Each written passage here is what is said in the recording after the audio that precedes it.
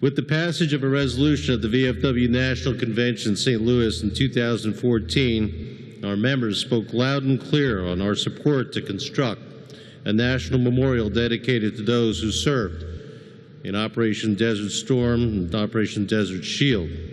We then backed up that support with a $500,000 pledge to that project, making us the first veteran service. Yeah.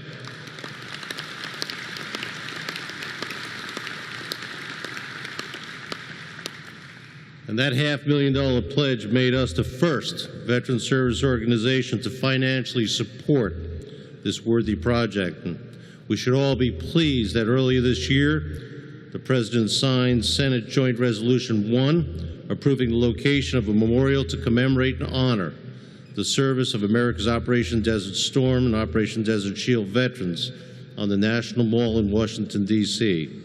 Our next guest has played a key role in charge to ensure the bravery, sacrifice, and legacy of the more than 600,000 men and women who served, and the 383 who paid the ultimate sacrifice continues to live on.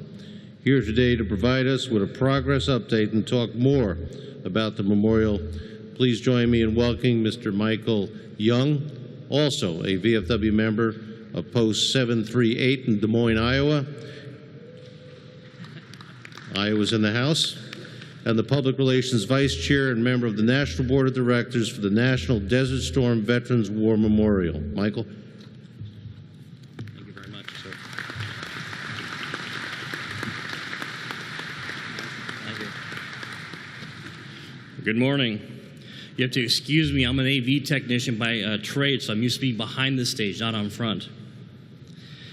Thank you very much for the kind introduction. On behalf of the board, volunteers of the National Desert Storm War Memorial Association, our CEO, Scott Stump, thank you for the opportunity to be here this morning and to update you on the status of the Desert Storm Memorial. It is an honor to be here today to represent my post 738 from Des Moines, Iowa, and also the National Desert Storm War Memorial Association. We have made tremendous progress since Scott was here before you last year, and we are on track with our efforts like never before. Since January, the U.S. Congress voted to authorize Area 1 designation, and President Trump signed the law on March 31st. Since May, we've been before a handful of National Park Service boards and commissions, and we have narrowed our selection down to 2 sites. May 16th, the National Capital Memorial Advisory Commission gave approval for us to move forward with 2 sites, and the National Capital Planning Commission on July 13th concurred with NACMAC's findings. In the next few months, we expect decisions from NCPC and the Commission of Fine Arts to move forward with our 2 sites by the end of this summer in 2017. The memorial design is expected to be completed by summer of next year, 2018, with our projected groundbreaking to be in 2020, and for the memorial to be dedicated for the 30th anniversary of Desert Shield and Desert Storm on 2021. Yes. As you can see by this slide, we have 2 current locations under review. The 2 sites are on opposite sides of the Potomac River, and they are terrific locations for our memorial. All indications are leaning towards our preferred site at 23rd and Constitution, 2 blocks from the Vietnam Wall and near the very impressive Lincoln Memorial. As you can imagine, building a national memorial is no small task. Our current estimates are at $25 million. I want to thank the VFW National for their incredible financial backing and support over the past 2 years. Your commitment of $500,000 over 5 years has been vital to keeping our volunteer efforts moving forward. Thank you. As you can see in this slide, we're also receiving support from other VSOs. This past May, the Grand Ole Opry hosted a red carpet concert salute to Desert Storm veterans led by Trace Atkins and Charlie Daniels, among others. Middle schools in Texas are working on a challenge to see who can raise the most money between schools this coming school year, and we are receiving support from other key veterans groups and leaders like 7th Corps Commander General Fred Franks. Desert Storm veterans have marched and participated in the National Memorial Day Parade in Washington, D.C. the last 2 years, as well as the New York City Veterans Day Parade last year, to continue to raise awareness and support for their memorial. Corporate support is beginning to come in, most notably from Flying J and Pilot Company, donating $100,000 and setting up a donation site to support us.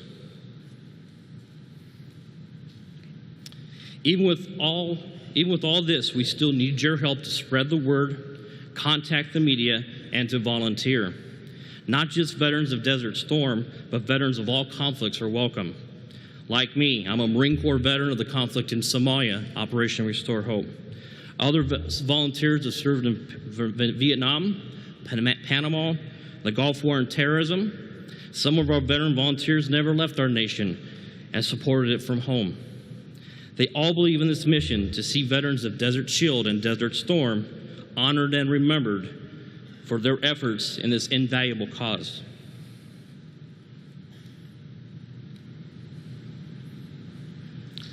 Networking. We have all been doing it the past few days.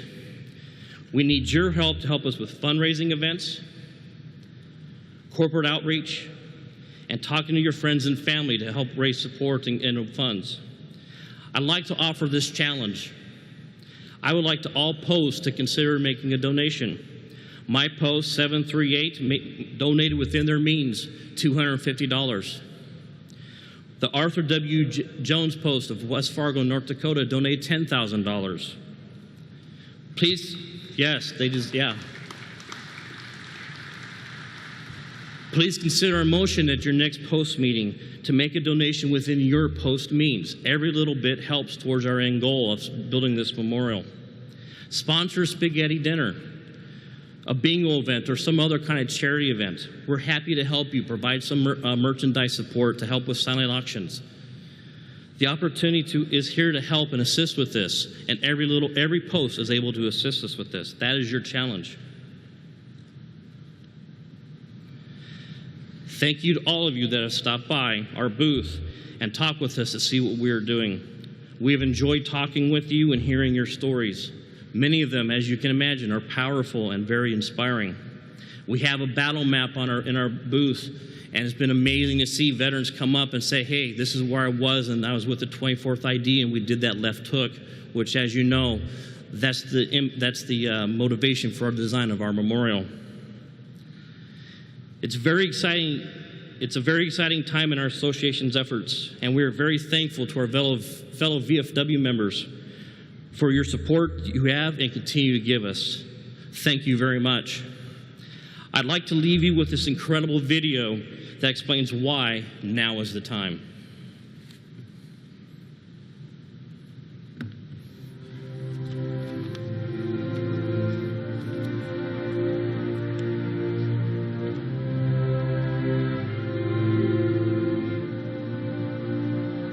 It's a confused war. People tend to confuse the fact that there have been multiple conflicts in this same geographic area. They tend to blend together in everyone's minds as one conflict, one big war on terror. But this one was separate and distinct.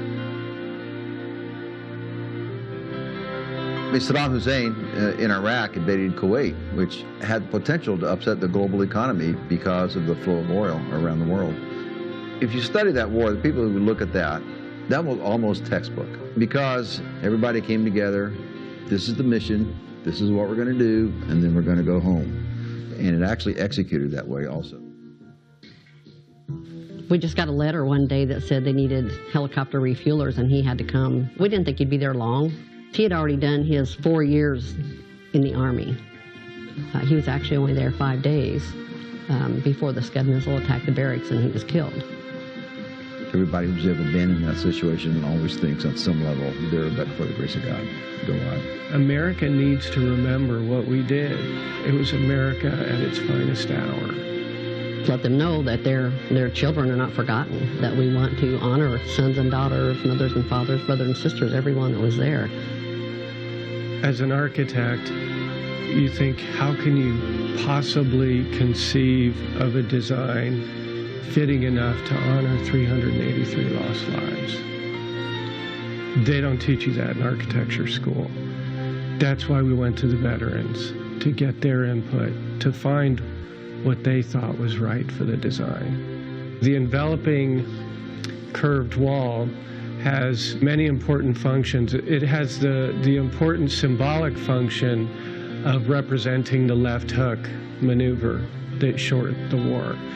The curved wall also encloses a space to keep out surrounding noise so we can create a somber and appropriately meditative memorial experience within.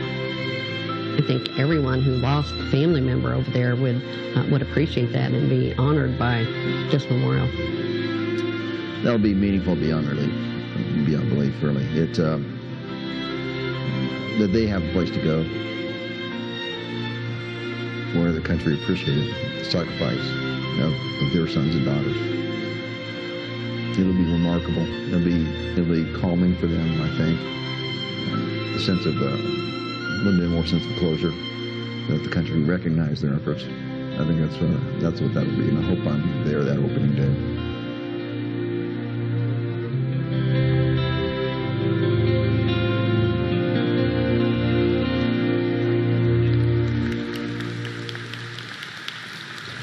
Thank you, ladies and gentlemen. Have a great day.